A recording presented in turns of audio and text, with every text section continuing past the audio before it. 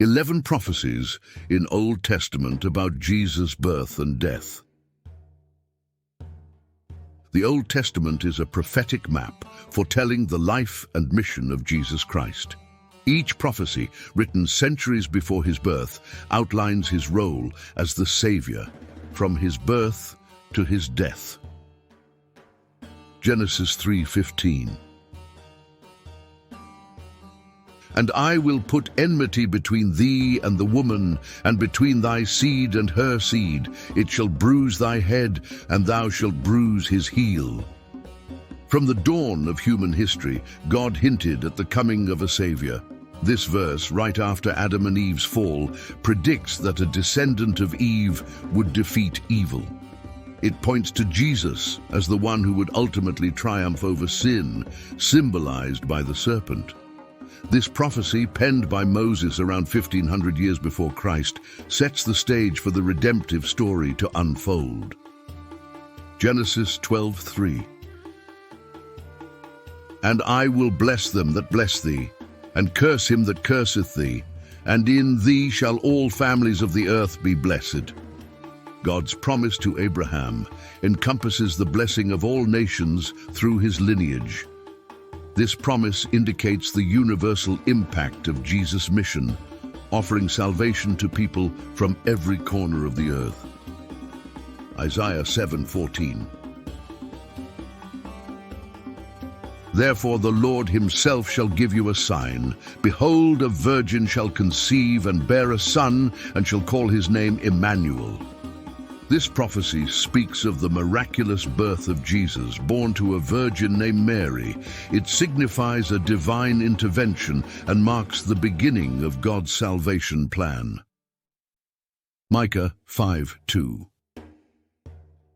But thou, Bethlehem Ephratah, though thou be little among the thousands of Judah, yet out of thee shall he come forth unto me, that is to be ruler in Israel, whose goings forth have been from of old, from everlasting.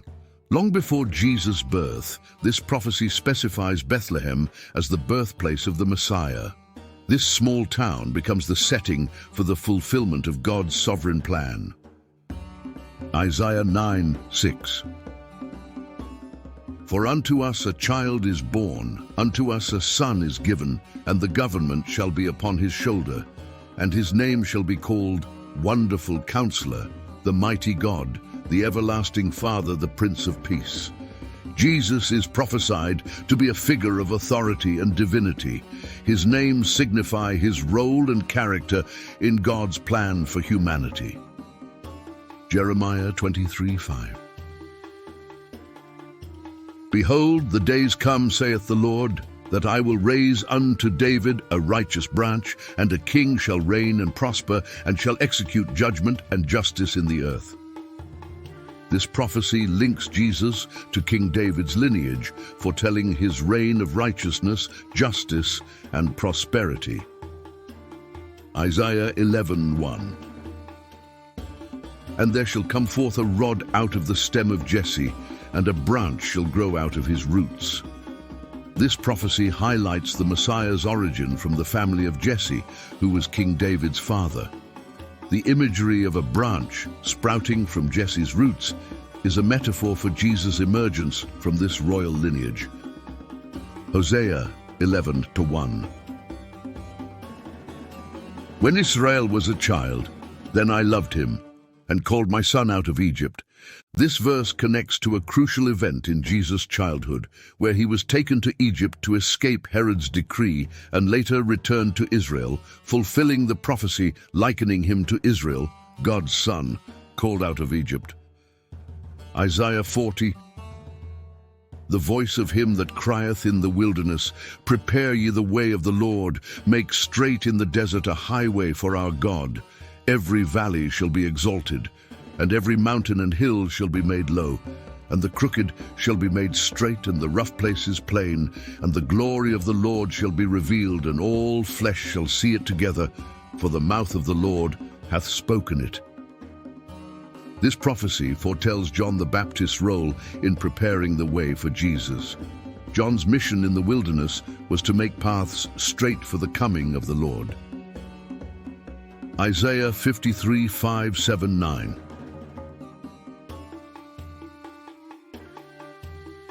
Isaiah 53, 5.